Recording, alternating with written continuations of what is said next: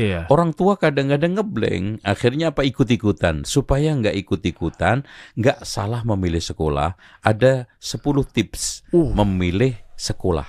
Satu, mengenali jenis sekolah dulu. Karena apa? Karena kita kan punya ekspektasi kan. Iya. Yang kedua adalah biaya. Jangan sampai nanti lagi-lagi ngomongin sekolah mahal ini. Kalau memang tidak cocok dengan koceknya, cari yang cocok. Yang kedua, cek track record sekolah itu. Oke.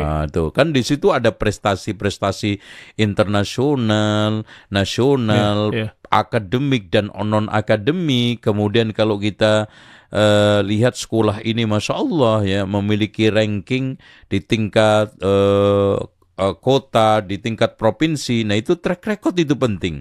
Nah kemudian yang ketiga yang tidak kalah pentingnya adalah sistem kurikulum sekolah yang tadi. Karena kurikulum itu nyawa. Kurikulumnya bagaimana? Dari sisi dokumen, kurikulum kan ada dua. Kurikulum dari sisi dokumen, kurikulum dari sisi implementasi. Ya, itu. Ini kita tanyakan, kita cross check juga.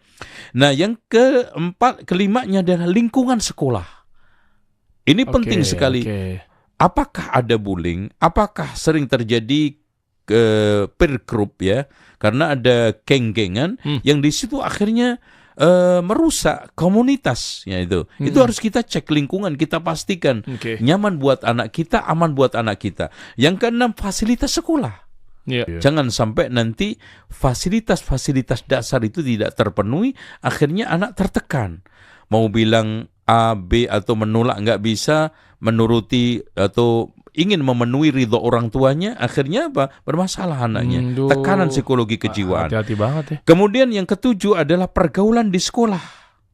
Pergaulan dengan gurunya, dengan temannya. Ini harus kita cek.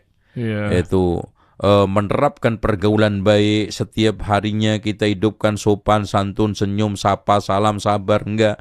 Atau ada lagi yang dikembangkan. Nah, kemudian yang tidak kalah pentingnya juga harus diperhitungkan jarak sekolah. Karena nanti kita akan bolak-balik. Nah, kemudian yang nomor 9 adalah sistem keamanan sekolah. Karena jangan sampai nanti sekolah itu tidak aman, terutama hubungan dengan laki perempuan. Ya, sampai nanti keluar bebas, ke sono bebas, ya, kecolongan, terus kemudian membawa HP. Nah, yang terakhir yang tidak kalah pentingnya, berikan anak kesempatan untuk memilih. Musyawarah. Apalagi anak sudah SMP ya. SMP SMA ini sudah tidak layak orang tua itu otoriter. Makanya kata ahli pendidik, sama anak umur 0 sampai 7 perlakukan dia seperti raja. Apa itu? Kita layani, kita penuhi, kita berikan satu apresiasi yang positif. Kan raja kan? Ya, kita muliakan, kita hormati. Nah, anak umur 8 sampai 14 kita perlakukan seperti tawanan. Apa artinya?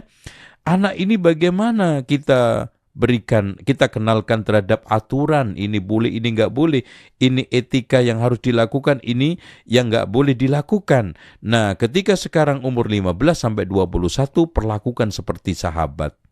Artinya, bagaimana orang tua itu menjadi sahabat yang membimbing, sahabat yang mengarahkan. Makanya umur-umur ini orang tua otoriter itu nggak laku.